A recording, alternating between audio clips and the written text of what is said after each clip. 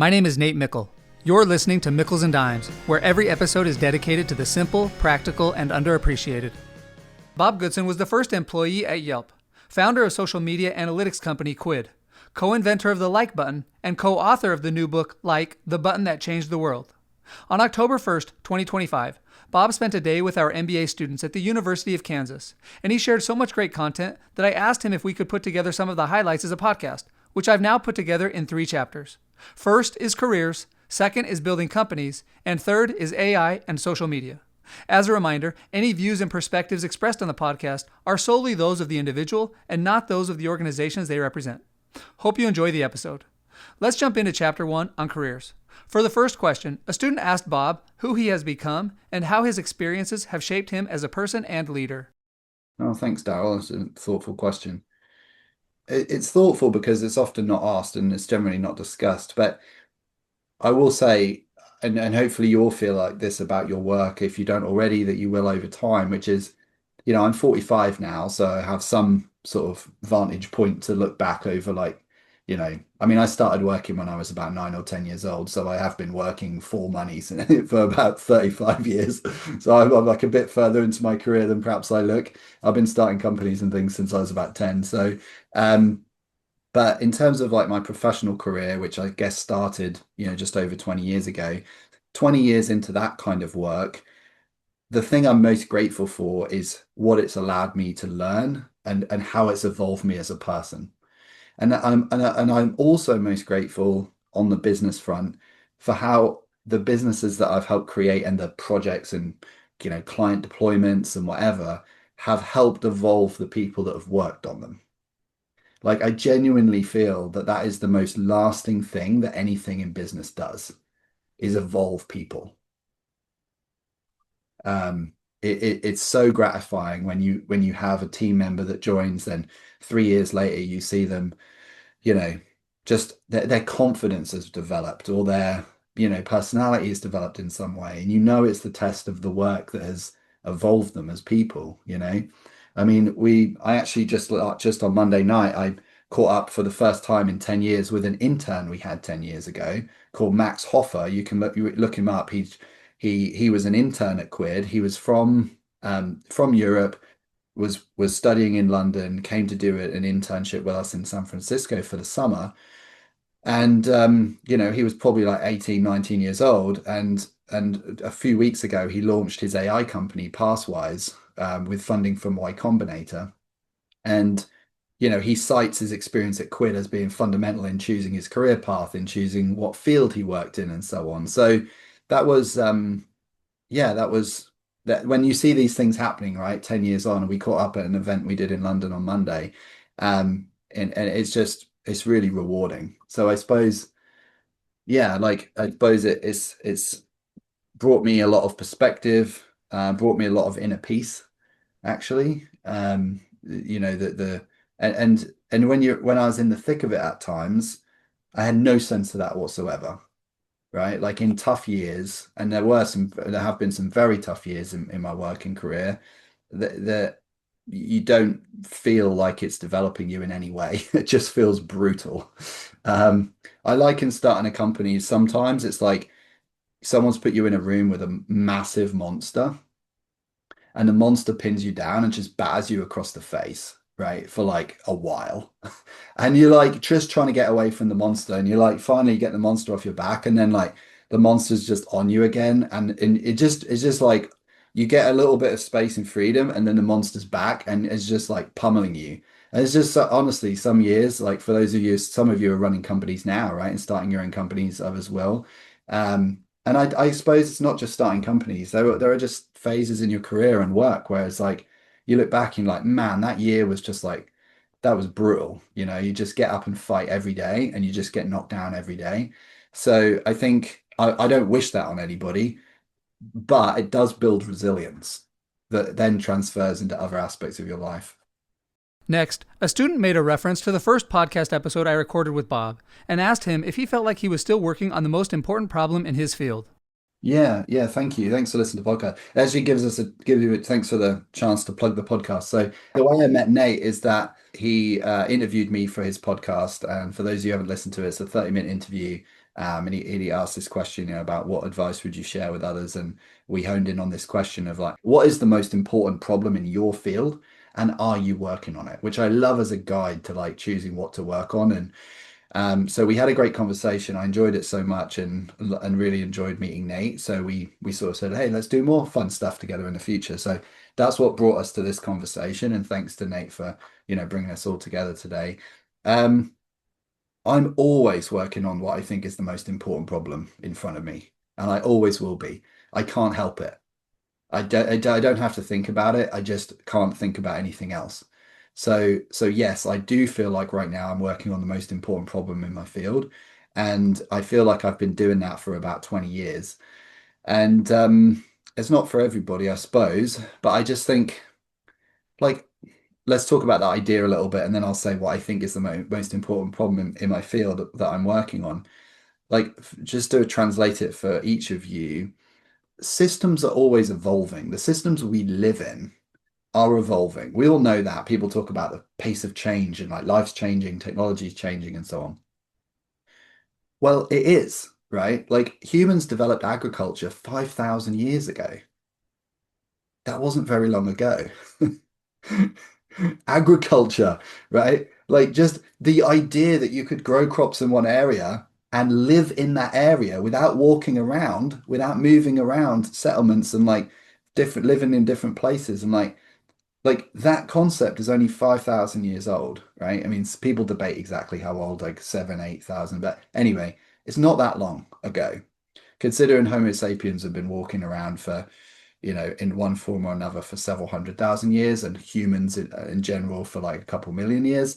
So 5,000 years is not long.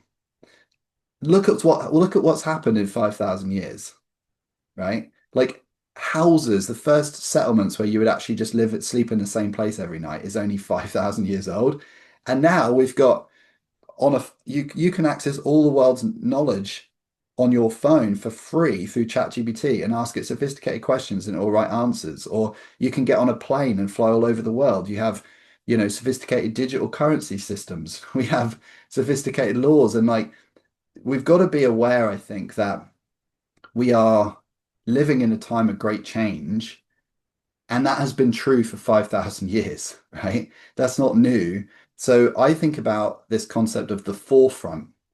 Like I imagine, human development as you can just simply imagine it like a sphere or balloon that someone's like blowing up, right? And so every time they breathe into it, like something shifts and it just gets bigger. And so there's stuff happening on the forefront where it's occupying more space, different space, right? There's stuff in the middle that's like a bit more stable and a bit more um uh less prone to rapid change, right? The education system, some parts of the healthcare system, like certain professions, certain things that are like a bit more stable. But there's stuff happening all the time on the periphery, right? Like on the boundary. And that's stuff is affecting every field in one way or another. And I just think if you get a chance to work on that stuff, that's a really interesting place to live and a really interesting place to work. And I feel like you can make a contribution to that, right? If you put yourself on the edge. And it's true for every field. So whatever field you're in, we had people here today, you know, in everything from, yeah, like the military to fitness to um, your product design and management and lots of different people, different backgrounds. But if you ask yourself, what is the most important thing happening in my area of work today, and then try to find some way to work on it, then I think that sort of is a nice sort of North Star and keeps things interesting. Because the sort of breakthroughs and discoveries and important contributions are actually not complicated once you put yourself in that position. They're obvious once you put yourself in that position, right? It's just that there aren't many people there hanging out in that place.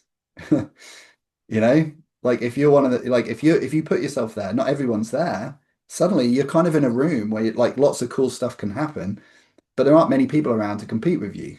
So you're more likely to find those breakthroughs, whether it's for your company or for, the people you work with, or, maybe it's inventions but it just, anyway, so I really like doing that. And in my space right now, I call it the concept of being the bridge. And this can apply to all of you too. It's a simple idea that the world's value, right, is locked up in companies essentially. Companies create value. We can debate all the other vehicles that do it, but basically, most of the world's value is tied up in companies and their processes. And that's been true for a long time. There's a new ball of power in the world, which has been created by large language models. And I think of that just like a new ball of power. So you've got a ball of value and a ball of power. And the funny thing about this new ball of power is this actually has no value. That's a funny thing to say, right? That large language models have no value. They don't. They don't have any value and they don't create value. Think about it. It's just a massive bag of words that has no value, right? I can send you a poem now in the chat. Does that have any value? You might like it, you might not, but it's just a set of words, right? So you've got this massive bag of words that with like a trillion connections, no value whatsoever. That is different from previous tech trends like e-commerce, for example, which had inherent value because it was a new way to reach consumers. So some tech trends do have inherent value because they're new processes, but large language models don't. They're just a new technology. They're very powerful, that's why I call it a ball of power, but they don't have any value. So why is there a multi-trillion dollar opportunity in front of all of us right now in terms of value creation? It's being the bridge. It's how to make use of this ball of power to improve businesses. And businesses only have two ways you improve them. You save money or you grow revenue. That's it. So being the bridge, like taking this new ball of power and finding ways to save money, be more efficient, taking this new ball of power and finding ways to access new consumers, create new offerings and so on, right? Solve new problems. That is where all the value is. So while you may think that the new value, this multi-trillion dollar opportunity with AI is really for the people that work on the AI companies, sure, there's a lot of, there's some money to be made there. And if you can go work for OpenAI, you probably should. Everyone should be knocking the door down. Everyone should be applying for positions because it's the most important company, in our generation. But if you're not in OpenAI or Meta or Microsoft or whoever, three or four companies in the US that are doing this, for everybody else, it's about being the bridge, finding ways that in your organizations you can unlock the power of AI by bringing it into the organizations and finding ways to either save money or grow the business. And that's fascinating to me because anybody can be the bridge. You don't have to be good with large language models. You have to understand business processes and you have to be creative and willing to even think like this. And suddenly you can be on the forefront of like creating massive value at your companies because you're the one that brings in the new tools. And I think that skill set, there are certain skills involved in being the bridge, but that skill set of being the bridge is going to be so valuable in the next 5 to 10 years. So I encourage people like, and that's what I'm doing. Like I see my role. I serve clients at Quid. I love working with clients. I'm not someone that really like thrives from management and like day-to-day operations and administration of a business. I learned that about myself. And so I just spend my time serving clients. I have done for several years now. And I'd love just meeting clients and figuring out how they can use Quid's AI, Quid's data, and any other form of AI that we want to bring to the table to improve their businesses. And that's what I do with my time full time. And I'll probably be doing that for at least the next 5 or 10 years. I think the outlook for that area of work is really huge. Building on the podcast episode where Bob talked about working on the most important problem in his field, I asked if he could give us some more details on how he took that advice and ended up at Yelp. So I was in grad school in the UK studying, well, I was actually on a program for medieval literature and philosophy, but looking into like language theory. So it was not the most commercial course that one could be doing. But I was a hobbyist programmer, around with the web when it first came up and was making, various new types of websites for students while in my free time. I didn't think of that as commercial at all. I didn't see any commercial potential in that. But I did meet the founders of PayPal that way, who had come to give a talk. And I guess they saw the potential in me as a product manager. There's lots of new apps they wanted to build. This is in 2003. And so they invited me to the US to work for them. And I joined the incubator when there were just five people in it. Max Levchin was one of them, the PayPal co-founder. Yelp, Jeremy Stoppelman and Russell Simmons were in those first five people. They turned out to be the Yelp co-founders, and Yelp came out of the incubator. So we were actually prototyping four companies in each in a different industry. There was a chat application that we called Chatango that was I mean, 5 years before Twitter or something, but it was a way of helping people to chat online more easily. Which is still around today, but didn't make it as a hit. There was an ad network called AdRoll, which ended up getting renamed and is still around today. That wasn't a huge hit, but it's still around. Then there was Slide, which was photo sharing application, photo and video sharing, which was Mac's company. That was acquired by Google, and that did reasonably well. I think it was acquired for about 150 million. And then there was Yelp, which you all probably know if you're in the US, and went public on the New York Stock Exchange and now has $1 billion in revenue. So those were the four things that we were trying to prototype, each very different, as you can see. And but I suppose the that's the like tactical story, right? Like the steps that took me there. But there was an idea that took me there that started this journey of working on the most, the most important problems in that are happening in the time. So if I rewind, when I was studying medieval literature, I got to the point where I was studying the invention of the print press. And I'd been studying manuscript culture and seeing what happened when the print press was invented and how it changed education, politics, society. When you took this technology that made it cheaper to print, to make books. Books were so expensive in the Middle Ages. They were the domain of only the wealthiest people, and only 5% of people could read before the print press was invented, right? So 95% of people couldn't read anything or write anything. And that was because the books themselves were just so expensive. They had to be handwritten, right?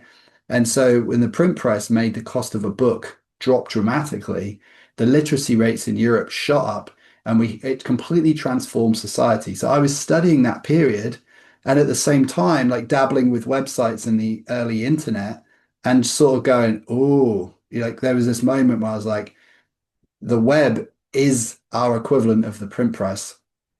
And it's happening right now. I'm talking like maybe 2002, or so, when I had this realization. It's happening right now. It's going to change everything during our lifetimes. And I just had a fork in my life where it's like I could be a professor in medieval history, which was the path I was on professionally. I had a scholarship. There were only 5 scholarships in my era in the whole UK. I was on a scholarship track to be a professor and study things like the emergence of the print press, or I could contribute to the print press of our era, which is the internet, and find some way to contribute, some way, right? It didn't matter to me if it was big or small. It was irrelevant. It was just be in the mix with people that are pushing the boundaries. Whatever I did, I'd take the most junior role available, no problem. But like just be in the mix with the people that are doing that. So yeah, that was it. That was the decision, right? Like, and that's what led me down to sort of leave my course, leave my scholarship. And my salary was $40,000 when I moved to the US. All right. And that's pretty much all I earned for a while. I'd spent everything I had starting a group called Oxford Entrepreneurs. So I had absolutely no money. The last few months actually living in Oxford, I had one meal a day because I didn't have enough money to buy 3 meals a day. And then I packed up my stuff in a suitcase, one bag, wasn't even a suitcase, it was a rucksack, and moved to the US, and and landed there basically on a student visa. And friends and family was just thought I was, um, not making a good decision, right? Like I'm not earning much money. It's with a bunch of people in a dorm room style incubator, right? Where the tables and chairs we pulled off the street because we didn't want to spend money on tables and chairs. And where I get to work 7 days a week, 12 hours a day.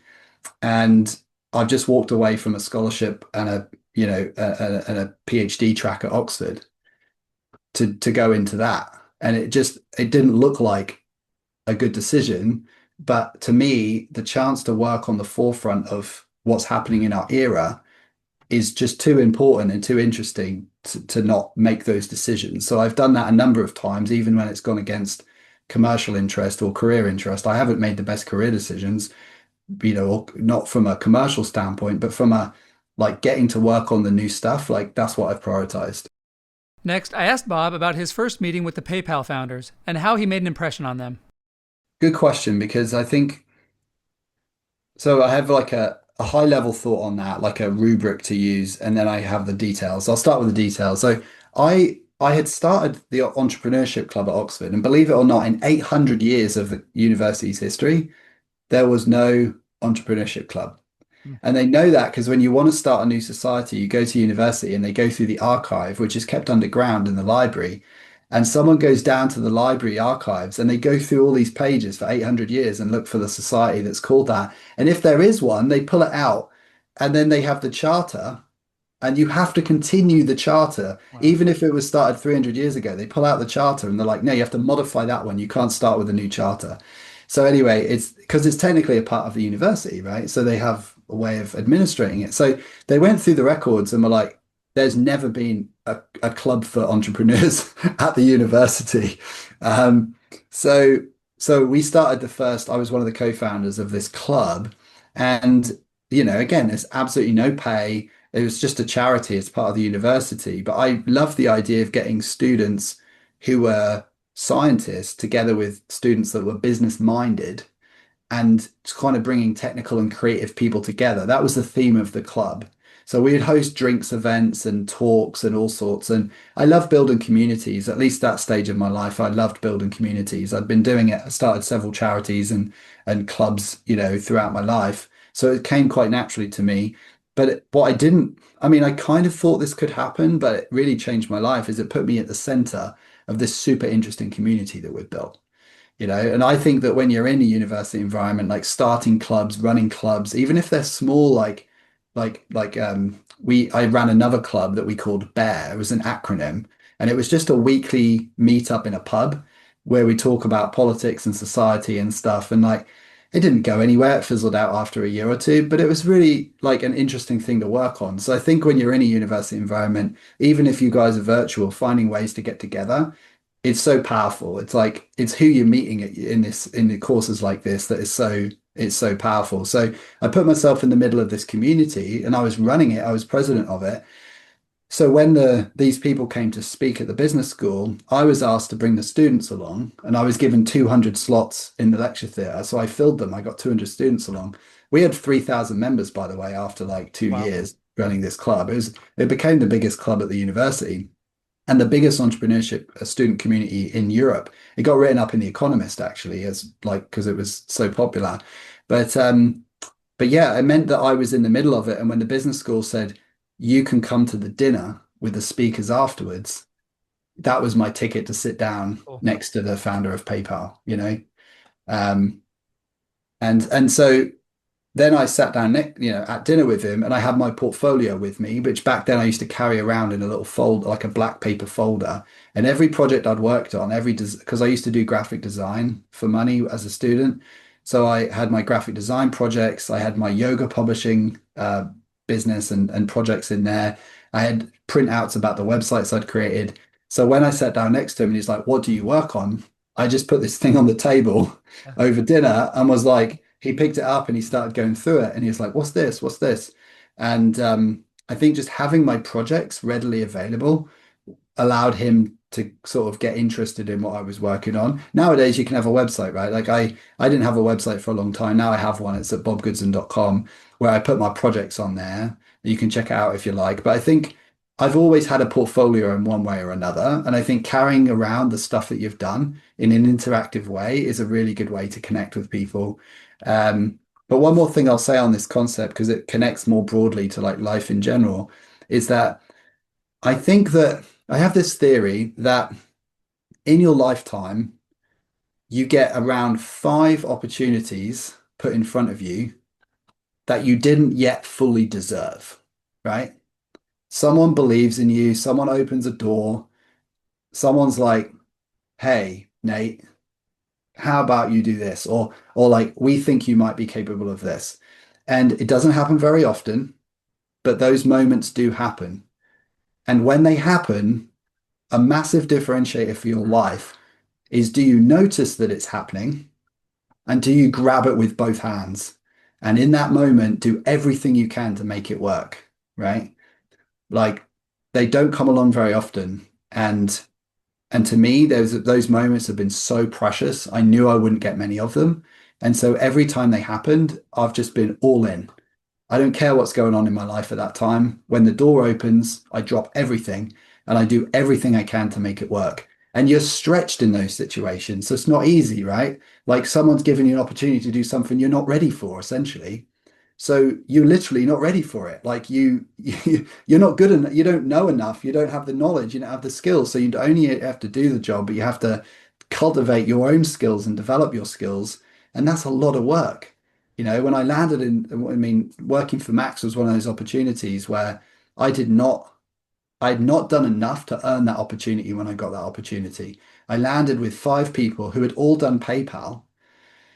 They were all like incredible experts in their fields, right? Like Russ Simmons, the Yelp co-founder, had been the chief architect of PayPal. He architected PayPal, right? Like I was with very skilled technical people. I was the only Brit. They're all American, so I stood out culturally. Most of them couldn't understand what I was saying when I arrived. I've since changed how I speak so you can understand me, the Americans in the room. But I just mumbled. I wasn't very articulate. So it was really hard to get my ideas across. And I had programmed as a hobbyist, but I didn't know enough to be able to program production code alongside people that had worked at PayPal. I mean, their security levels and their accuracy and everything was just I was in another league, right? So there I was, I felt totally out of my depth. And I had to fight to stay in that job for a year. Like I fought every day for a year to like not get kicked out of that job and essentially out of the country. Because without their sponsorship, I couldn't have stayed in the country. I was on a student visa with them, right? And I worked 7 days a week for 365 days in a row. I basically almost lived in the office. I got an apartment a few blocks from the office, and I had to. Like, no one else was working those kind of hours, but I had to do the job, and I had to learn three new programming languages and all this technical stuff, how to write specs, how to write product specs. Like, I had to research the history of like various websites in parts of the internet.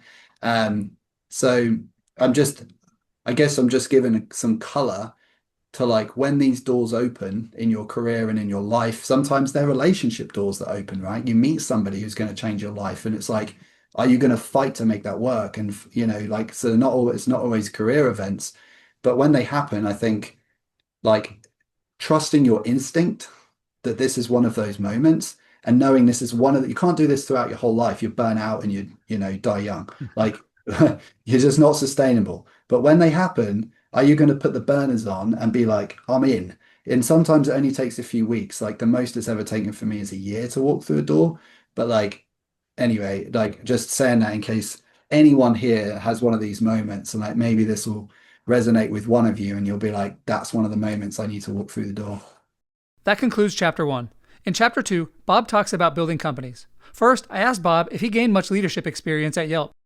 I gained some. I suppose my first year or two in the US was in a technical role. So, and I didn't have anyone reporting to me. I was just working on, the user interface and front end stuff. Um, so really no leadership there. But then there was a day when we still had five people. Jeremy started to go pitch investors for our second round because we had really good traffic growth, right? In San Francisco, we had really nice charts showing traffic growth. We'd started to get traction in New York and started to get traction in LA. So we'd had the start of a nice story, right? Like this works in other cities. We've got a model we can get traffic. And Jeremy went to his first VC pitch for the second round, and the VC said, you need to show that you can monetize the traffic before you raise this round. The growth story is fine, but you also need to say we've signed three customers and they're paying this much, right? Monthly. So Jeremy came back from that pitch and I remember it very clearly. He sat down, kind of slumped in his chair, and it's like, oh man, we're gonna have to do some sales before we can raise this next round. Like we need someone on the team to go close a few new clients. And it's so funny because there's like, me and four people, and everyone went like this and faced me at the same time. And I was like, why are you looking at me? Like I'm not I don't know how to start selling to local businesses. And they're like, they all looked at each other and went, no, we think you're probably the best for this, Bob. Um, and they were all engineers, like all four of them were like, background in engineering. Even the CEO was VP engineering at PayPal before he did Yelp. So basically we were all geeks, and for some reason they thought I would be the best choice to sell to businesses. And I didn't really have a choice in it, honestly. I didn't want to do it. They were just like, you're like, that's what needs to happen next, and you're the most suitable candidate for it. So I I just started picking up the phone and calling dentists, chiropractors, restaurants. We didn't know if Yelp would resonate with bars or restaurants or healthcare. We thought healthcare was going to be big, which it is reasonably big for Yelp now, but it's not the focus. But anyway, I just started calling these random businesses with great reviews. I just started with the best reviewed businesses. And the funny thing is, some of those people, my first ever calls, are still friends today, right? Like my chiropractor that I called is the second person I ever called, and he signed up. Ended up being my chiropractor for like 15 years living in San Francisco. And now we're still in touch and we're great friends. So it's funny. Like I dreaded those first calls, but they actually turned out to be really interesting people that I met. But yeah, I we didn't have a model. We didn't know what to charge for. So we started out charging for calls. We changed the business's phone number. So if you had a 415 number and you're a chiropractor, on Yelp, we would change your number to like a number that Yelp owned, but it went straight through to their phone. So it was a transfer, but it meant our system could track that they got the call through Yelp, right? Yeah. And then we tracked the duration of the call. We couldn't hear the call, but we tracked the duration of the call. And then we could report back to them at the end of the month. You got 10 calls from Yelp this month, and we're going to charge you $50 a call or whatever. So I sold that to like 5 or 10 customers, and people hated it. They hated that model because they're like, they'd get a call, it'd be like a wrong number, or they just wanted to ask, they're already a current customer and they're asking about parking or something, right?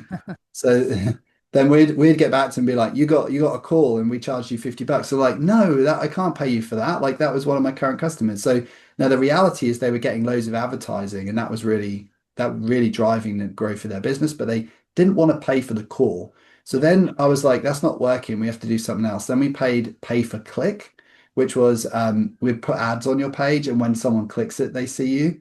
And then people hated that too because they're like, oh, my mum just told me she's been like clicking on the link, right? Because she's like looking at my business. And my mum probably just cost me $5 because she said she clicked it 10 times. And like, can you take that off my bill? So people hated the clicks. And then one day we just brought in a head of operations, Jeff Donica. And by this point, by the way, I had like two salespeople working for me that I'd hired. And so it was me and two other people. We were calling these companies, signing these contracts. And one day I just had this epiphany. I was like, we should just pay for the ads that are viewed, not the ads that are clicked. In other words, pay for impressions to the ads. So, like, if I tell you I've put your ad in front of 500 people when they were looking for sushi this month, right? That you don't mind paying for Yeah. because there's no action involved, but you're like, whoa, it's a big number. You put me in front of 500 people. I'll pay you $200 for that, no problem. Essentially, impression-based advertising. And I went to our COO and I was like, I think we should try this. And he was like, well, if you want to give it a go. And I wrote up a contract and started selling it that day. And that format, that model now has $1 billion revenue running through Yelp. So basically they took that model, like I switched it to impression-based advertising, and that was what was right for local. And our metrics were amazing. We're actually able to charge a lot more than we could in the previous two models. And I built out the sales team to about 20 people through that process. I got hooked basically. Like I realized I love selling during that role. I would never have walked into sales, I think, unless everyone had gone, you have to do it. And I dreaded it, but I got really hooked on it. I love the adrenaline of it. I love hunting down these deals, and I loved like what you can learn from customers when you're selling. You can learn what they need and you can evolve your business model. So I love that flywheel, and that's kind of what I've been doing ever since. Um, but yeah, I built out a team of 20 people, so I got to learn management, essentially by just doing it at Yelp and building out that team. Next, I asked Bob how he developed his theory of leadership. I actually developed it really early on. I mentioned earlier I'd been starting things since I was about 10 years old. And what's fascinated me between the age of like 10 and maybe, my early 20s, I love the idea of creating stuff with people where no one gets paid.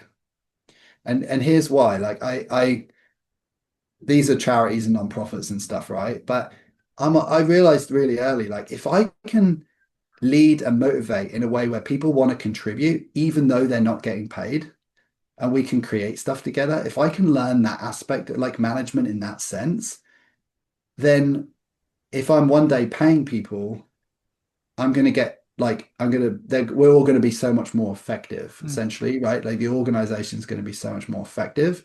And that is a concept I still work with today. Yes, we pay everyone quite well at Quid who works at Quid, right? Like we pay at or above market rate, but I never think about that. I never ever ask for anything or work with people in a way that I feel they need to do it because that's their job, ever. I just erased that from my mindset. I've never had that in my mindset. I always work with people with like um with gratitude and in a way where I'm like where I'll try and make it fun and like help them see the meaning in the work, right? Like help them understand why it's an exciting thing to work on or a um why it's right for them, how it connects to their goals and their interests, and why it's, fun to contribute, whether it's to a client or to a area of technology or whatever we're working on. It's like, so yeah, I haven't, I mean, you guys might have read books on this, but I haven't really seen that idea articulated in quite the way that I think about it. Because I didn't read it in a book, I just kind of like stumbled across it as a kid.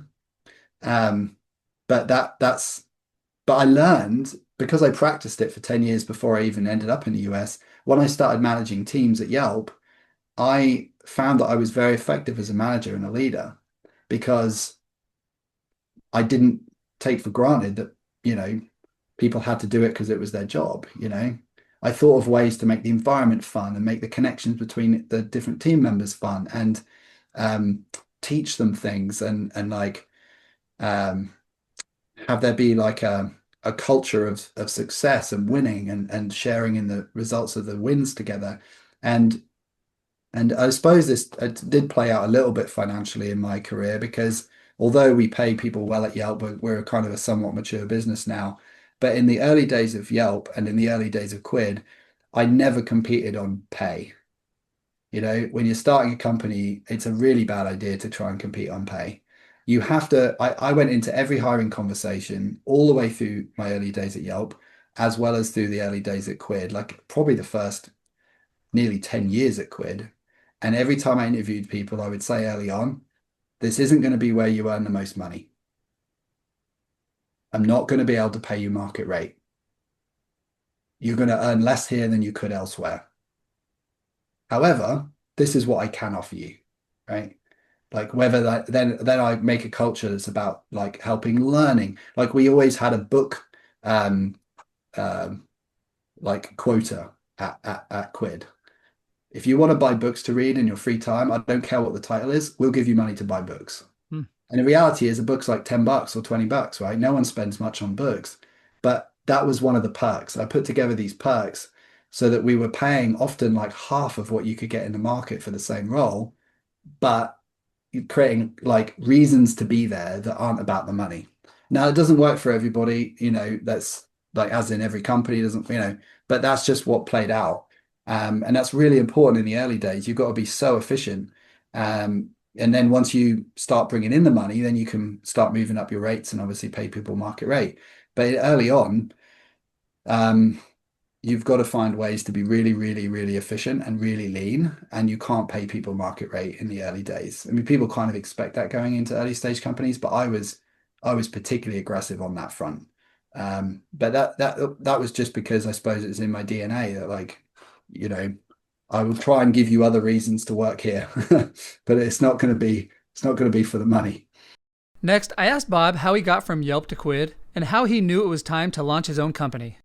Yeah, like looking back, if I'd made sort of the smart decision from a financial standpoint and from a um, you know, career standpoint, I suppose you'd say, I would have just stayed put.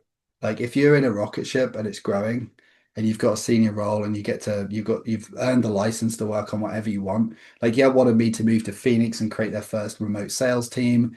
I was running customer success at the time and I'd set up all those systems. Like there was so much to do. Yelp was only like 3 or 4 years old at the time. And it was clearly a rocket ship. And I could have learned a lot more like from Yelp in that like I could have seen it all the way through to IPO and setting up remote teams and hiring hundreds of people, thousands of people eventually. So I made the choice to leave relatively early and start my own thing. Um, just coming back to this idea we talked about in the session earlier today, I I always want to work on the forefront of whatever's going on, like the most important thing happening in our time. And I felt I knew what was next. I could kind of see what was next, which was applying AI to analyze the world's text, which was clear to me by about 2008, like that was going to be as big as the internet. That's kind of how I felt about it. And I told people that, and I put that in articles and I put it in talks that are online that you can go watch. There's one on my website from 10 years ago where I'd already been in the space for 5 or 6 years. You can go watch it and see what I was saying in 2015. Cool. So fortunately, I documented this because it sounds a bit, unbelievable given what's just happened with large language models and OpenAI. But it was clear to me where things were going around 2008. And I just wanted to work on what was next, basically. I wanted to apply neural networks and natural language processing to massive text sets like all the world's media, all the world's social media. And yeah, I suppose whenever I've seen what's going to happen next, like with social network, like going to Yelp, like seeing what was going to happen with social networking, going to building Yelp, and then seeing this observation about AI and going and doing Quid, it's it's not, it doesn't feel like a choice to me. It's felt like just what I have to do. And regardless of whether that's going to be more work, harder work, less money, etc., it's just how I'm wired, I guess. And I'm kind of I see it now. Like I see what's next now. And I'll probably just keep doing this. But I was really too early, or very, very early, as you can probably see. To be trying to do that at like 2008, 2009, 7 or 8 years before OpenAI was founded. I was just banging my head against the wall for nearly a decade with no one that would listen. So like even like yeah, even the best companies in the world and the biggest investors in the world, again, I won't name them, but like it was so hard to raise money. It was so hard to get anyone to watch it that after a time, I actually started to think I was wrong. Like after doing it for like 10 years and it hadn't taken off, Mm. I just started to think like I was so wrong. I spent a year or two before ChatGPT took off. I'd got to a point where I'd spent like a year or two just thinking, how could my instinct be so wrong about what was going to play out here? How could we not have unlocked the world's written information at this point? And I started to think maybe it will never happen, and like I was simply wrong. Which of course you can be wrong on these things. And then, you know, ChatGPT and OpenAI like totally blew up, and it's been bigger than even I imagined. And I couldn't have told you exactly which technical breakthrough was going to result in it. Like no one knew that large language models were going to be the unlock, Mhm. but I played with everything available to try and unlock that value. And as soon as large language models became promising in 2016, we were on it, like literally the month that the Google BERT paper came out, because we were like knocking on that door for many years beforehand. And we were one of the teams that were like trying to unlock that value. That's why many of the early Quid people are very senior at OpenAI and went on to, take what they learned from Quid and then apply it in an OpenAI environment, which I'm very proud of. Like I'm very proud of those people, and it's amazing to see what they've done. That concludes Chapter 2. In Chapter 3, we discuss AI and social media. The first question was about anxiety and AI. Maybe I'll just focus on the anxiety and the issues first of all. Um, a lot's been said on it. I suppose what would be my headlines? I think that, one big area of concern is how it changes the job market. And I think the practical thing on that is if you can learn to be the bridge, then you're putting yourself in a really valuable position, right?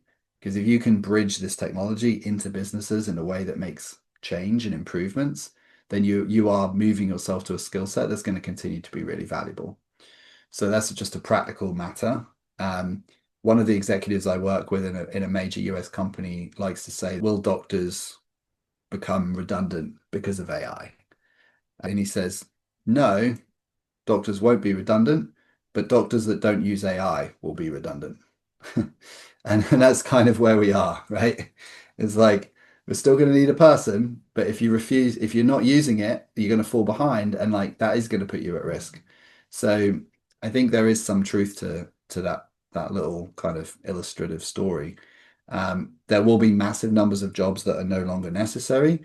And the history of technology is full of these examples. Coming back to like 5,000 years ago, think of all the times that people invented stuff that made the prior roles redundant, right? In London, before electricity was discovered and harnessed, one of the biggest areas of employment was for the people that walked the streets at night, lighting the candles and gas lights that lit London. That was a huge breakthrough, right? You could put fire in the street, you could put gas in the street, and you lit London. Without that, you couldn't go out at night in London. It would have been an absolute, nightmare. The city wouldn't be what it is.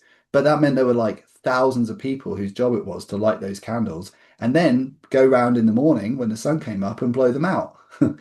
So when the light bulb was invented, can you imagine the uproar in London where all these jobs were going to be lost? Thousands of jobs were going to be lost by people that no longer are needed to put out these lights. There were riots, right? There was massive social upheaval. The light bulb threatened and wiped out those jobs. How many people in London now work lighting gas lamps and lighting candles to light the streets, right? Nobody. That was unthinkable. How could you possibly take away those jobs? People actually smashed these light bulbs when the first electric light bulbs were put into streets. People just went and smashed them because they're like, we are not going to let this technology take our jobs. And I can give you 20 more examples like that throughout history, right? Like you could probably think of loads yourselves. Even the motor car, so many people were employed to look after horses, right? Think of all the people that were employed in major cities around the world looking after horses and caring for them and building the carts and everything. And suddenly you don't need horses anymore. Like that wiped out an entire industry. But what did it do? It created the automobile industry, which has been employing massive numbers of people ever since. And the same is true for, like what have light bulbs done for the quality of our lives? We don't look at them now and think that's an evil technology that wiped out loads of jobs. We go, thank goodness we've got light bulbs. So the nature of technology is that it wipes out roles and it creates roles. And I just don't see AI being any different. Humans have no limit to seem to have no limit to the comfort they want to live with and the things that we want in our lives. And those things are still really expensive. And we don't, we're nowhere near satisfied. So we're gonna keep driving forward. We're gonna go, oh, now we can do that. Great. I can use AI, I can make movies and I can, I don't know, there's just loads of stuff that people are going to want to do with AI. I mean, using the internet, how much time do we spend on these damn web forms, just clicking links and buttons and stuff? Is that fun? Do we anyone want to do that? No. We're just wasting hours of our lives every week, clicking buttons. If we have agents, they can do that for us. Um, so we have, I think we're a long way from an optimal state where work is optional and we can just do the things that humans want to do with their time. And so, but that's the journey that I see us all on. So anyway, that's just my take on AI and employment, both practically, what can you do about it? Be the bridge, embrace it, learn it, jump in, and and also just in a long arc. I'm not saying in the short term there won't be riots and there won't be lots of people out of work, and I mean there will be, but when we look back again, I often think about what time period are we talking about, right? People often Or what will it do to jobs? Well, next year, like there will certain categories that will become redundant. But are we thinking about this in a 1 year period or a 100 year period? Like it's worth asking yourself, what time frame am I talking about? Right? And I always try and come back to the 100-year view at a minimum when talking about technology change. If it's better for humanity in 100 years, then we should probably work on it and make it happen, right? If we didn't do that, we wouldn't have any light bulbs in our house. Still be lighting candles. Next was a question about social media, fragmented attention, and how it drives isolation. Well, it's obviously been very problematic, particularly in the last 5 or 6 years. So TikTok gained an success in the United States and around the world around 5 or 6 years ago with a completely new model for how to put content in front of people. And what powered it? AI. So TikTok is really an AI company, and the first touch point that most of us had with AI was actually through TikTok. It got so good at knowing the network of all possible content and knowing if you watch this, this is the next thing we should show you to keep you engaged. And they didn't care if you were friends with someone or not. It didn't, your network didn't matter. Think about Facebook, like for those of you that were using Facebook, maybe say 2010, right? Like 15 years ago. What did social media look like? You had a profile page, you uploaded photos of yourself and photos of your friends, you linked between them. And when you logged into Facebook, you basically just browsing people's profiles and seeing what they got up to at the weekend. That was social media 15 years ago. Now think what you do when you're on Instagram and you're swiping, all right? Or you go to TikTok and you're swiping. First of all, it's moved to videos, which is a lot more compelling, short videos. And most of the content has nothing to do with your friends. So there was a massive evolution in social media that happened 5 or 6 years ago, driven by TikTok, and all the other companies had to basically adopt the same approach, or they would have fallen too far behind. So it forced Meta to evolve Instagram and Facebook to be more about attention. Well, and there's always about attention, that's the nature of media, but these like AI powered ways to keep you there, regardless of what they're showing you. And that turned out to be a bit of a nightmare because it unleashed loads of content without any sense of like what's good for the people who are watching it, right? That's not the game they're playing. They're playing attention, and then they're not making decisions about what might be good for you or not. So we went through like a real dip, I think, in social media went through a real dip, and we're still kind of in it, right? Trying to find ways out of it. Um, so regulation will ultimately be the savior, which it is in any new field of tech. Regulation is necessary to keep tech to have positive impact for the people that it's meant to be serving. And that's taken a long time to successfully put in place for social media, but we are getting there. I mean, Australia just banned social media for everyone under 16. You may have seen that. That happened, I think, earlier this year. France is putting controls around it. The UK is starting to put more controls around it. So, gradually countries are, voters are making it a requirement to put regulation around social media use. In terms of just practical things for you all, as you think about your own social media use, I think it's very healthy to think about how long you spend on it, and find ways to just make it a little harder to access, right? Like none of us feel good when we spend a lot of time on our screens. None of us feel good when we spend a lot of time on social media. It feels good at the time because it's given us those quick dopamine hits. But then afterwards, we're like, oh man, I spent an hour and I lost an hour down like the Instagram wormhole.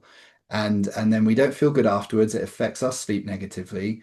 And and yeah, can to the question that was that posted, can create a sense of isolation, or negative feelings of self due to comparison to essentially like models and actors and all these people that are like putting out content, right? Kind of superhumans. Um, so yeah, I think just finding ways to limit it and asking yourself what's right for you, and then just sticking to that. And if that means coming off it for a month or coming off it for a couple of months, then give that a try. Personally, I don't use it much at all. I'll use it mostly because friends will share like a funny meme or something, and you just still want to watch it because it's like it's sent to you by a friend. It's a way of interacting. Like my dad sends me funny stuff from the internet, and I want to watch it because it's a way of connecting with him. But but then I set a timer. I like to use this timer. It's like just a little physical device. I know we've all got one on our phones, but I like to have one on my desk. And so if I'm going into something, whether it's like I'm going to do an hour on my inbox, my email inbox, or I'm going to, open up Instagram and just swipe for a bit, I'll just set a timer, you know, and just keep me honest. Like, okay, I'm going to give myself 8 minutes. I'm not going to give myself any more time on there. So it's limited it. And then I put all these apps in a folder on the second screen of my phone. So I can't easily access them. Don't even see them because they're on the second screen of my phone in a folder called social. So to access any of the apps, I have to swipe, open the folder, and then open the app. And just moving them to a place where I can't see them has been really helpful. I only put the healthy apps on my front page of my phone. Next was a question about where Bob expects AI to be in 20 years and whether there are new levels to be unlocked. No one knows, right? Like, what happens when you take a large language model from 1 trillion nodes to like 5 trillion nodes? No one knows. Um, it's this is where the question comes in around like consciousness, for example. Like, will it get to a point where we have to consider this entity conscious? Um, Fiercely debated, not obvious at all. Um, will it become? It's already smarter than well, it already knows more than any human on the planet. So in terms of its knowledge access, it knows more. In terms of most capabilities, most cognitive capabilities, it's already more capable than any single human on the planet.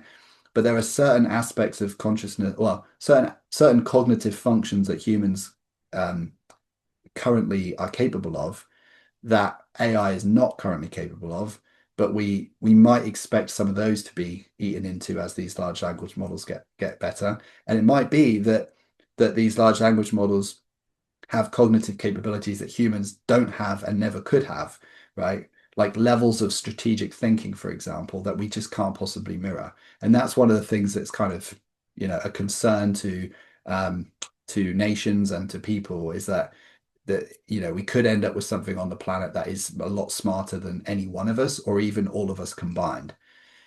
So in general, when something becomes more intelligent, it seeks to dominate everything else. That is a pattern. You can see that throughout all life. Nothing's ever got smarter and not sought to dominate. And so that's concerning. Especially because it's trained on everything we've ever said and done. So I don't know why that pattern would be different.